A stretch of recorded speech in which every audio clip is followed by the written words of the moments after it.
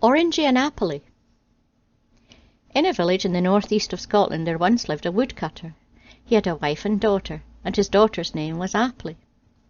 They were a happy family until the woodcutter's wife took ill one winter. Her strength sapped away, and just as the first snowdrops emerged, she died. Her husband and daughter grieved her terribly, but time eased their pain. A few years later the woodcutter met a woman who won his heart. They married, and she moved into his house, along with her own daughter, whose name was Orangy. Orangy and Apply were now stepsisters. This is familiar. They were about the same age and got on well enough, but there was one problem. Apply's stepmother hated her. Seeing Apply reminded her that the woodcutter had loved another woman before her, so she made Apply's life a misery. Apply was forced to do all the most unpleasant jobs around the house, and at mealtimes Apply was given less food than the others. Every day was a trial for Apply. She did her best, hoping to please her stepmother and win her favour, but it never worked, and she was deeply unhappy. Things remained this way for years, until one cold day in winter. "Apply," called the stepmother, "come here." Apply had been scrubbing the fireplace. She put down her brush and went through to the kitchen. "Take this," said her stepmother, handing her a finely painted jug, "and fill it up from the well, and just you mind, it belonged to my mother, so be careful." Apply took the jug from her stepmother. She left the house and walked to the well at the edge of the woods. She filled up the jug and was on her way home when she tripped on a root. The jug flew from her hands, landed on a stone, and smashed. Apply was terrified of what her stepmother would do. Would she get a row? Would she be sent to bed without supper? Well, putting it off wouldn't help. She gathered up the pieces of the jug and went home. "I'm sorry," said Apply to her stepmother. "I tripped and broke your mother's jug." The stepmother looked at the pieces of the jug in horror. She put down her rolling pin. Apply didn't get a row. She wasn't sent to bed without supper. The stepmother took her husband's axe from the wall, swung it at Apply, and cut her head off. She chopped her up into tiny pieces, which she put into the soup that she was making for the family dinner. It would have been a vegetable soup, but now it was a meat soup. Orangy had been playing by the river. She returned home and said to her mother, "Where's Apply?" "She went out for a walk," said Orangy's mother. "Go and play in front of the fire until dinner's ready." So Orangy went and played in front of the fire. The woodcutter came home. He kissed his wife and stepdaughter and said, "Where's Apply?" "Apply went out for a walk," said his wife with a sweet smile. "I'm sure she'll be back soon.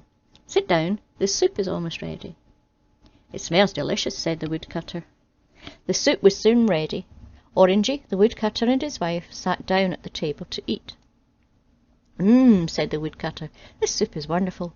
What kind of meat is it?" "It's my secret recipe," said his wife. "You just eat up."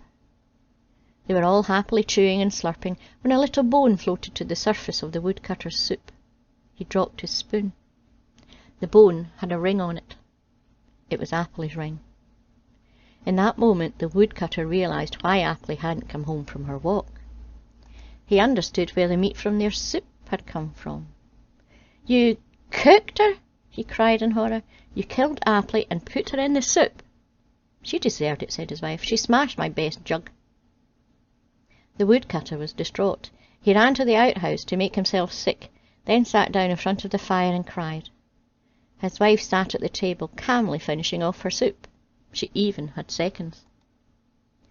Orangy cried with her father late into the night. When she had no more tears left, she stood up, gathered up the little pieces of her sister's bones, and took them outside. Orangy took the bones to a spot which Apply had always liked, a pair of marble stones at the far end of the garden. She dug a hole and buried her sister's bones between the stones. After saying goodbye to her sister and crying some more, she went to bed.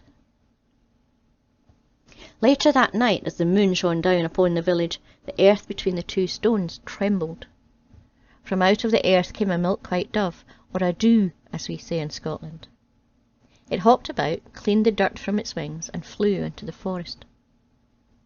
Winter deepened. Snow fell day after day, covering the village and the woods in a white mantle. The days grew shorter and darker, but the people of the village were happy, for Christmas was coming. On Christmas Eve, not long after sunset, A white dove flew out of the forest and into the village. The dove flew through the window of the toy shop and landed on the counter. It cooed, and the shopkeeper came through from the back of the shop. "Oh my," he said, "what a beautiful dew you are." It cooed again and sang to the shopkeeper. "My mummy killed me, my daddy ate me, my sister Orangy licked my bones, and buried me between two marble stones, and I turned into a milk-white dew, dew." "Goodness me," said the shopkeeper, "that's a dreadful tale to hear at Christmas. Let me give you this." He gave a doll to the dove. The dove took the doll's arm between its feet and flew away. Not long after that, a watchmaker was counting up his takings when a dove flew in through his shop window and landed on the counter. "You're a beauty," he said to the dove. The dove cooed at him and sang its song. "My mummy killed me, my daddy ate me, my sister Orangy licked my bones, and buried me between two marble stones, and I turned into a milk-white dew, dew." "Really?" said the watchmaker. "Is that so? Well, let me give you this." He took a beautiful gold watch from his cabinet and gave it to the dove, which flew away with the watch clasped between its feet. A little later, a blacksmith was just about to close the door of his forge when the dove flew in and landed on an axe handle. "Hello," he said. "What are you doing in here?" The dove sang to him.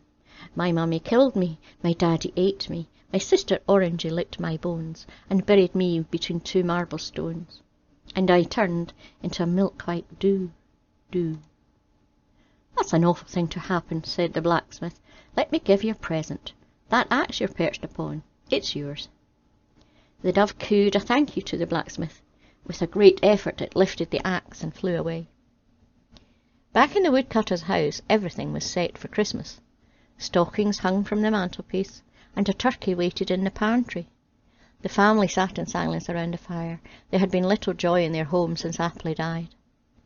All of a sudden they heard a voice coming from the fireplace. "Orangy," sang the voice. "Who's that?" said Orangy. Is that you, Apply?" "Yes, it's me. I've got a present for you. Come to the fireplace. Put out the fire and hold out your hands." Orangy dashed to the fireplace. Ignoring her mother's protest, she raked the fire and poured water over until the flames died. She held her hands out over the embers. Into her hands dropped a doll. "Oh, thank you," she said with a beaming smile. "Thank you, Apply." "You're welcome," said the voice. "Daddy, I have a present for you. Come to the fireplace and hold out your hands." Her father did as asked. Into his hands fell a gold watch. "This is marvellous. Thank you, Apply," he said. "Mummy," said the voice, "it's your turn now. I have a special present for you." Apply's stepmother was a greedy woman. Without a second thought, she got up from her chair and knelt in front of the fireplace. "Closer," said the voice. The stepmother leant in closer. "Closer, closer, closer," said the voice, until the stepmother's head was over the embers of the fire. "I can't go any further," she said. That was when the dove, who was up on the roof, gave the stepmother her present. She dropped the axe. It flew down the chimney and chopped the stepmother's head right off. That was the end of the stepmother. They buried her in the garden. The following day the woodcutter, Orangy, and the dew ate Christmas dinner together. They considered cooking the stepmother, but decided to stick to turkey.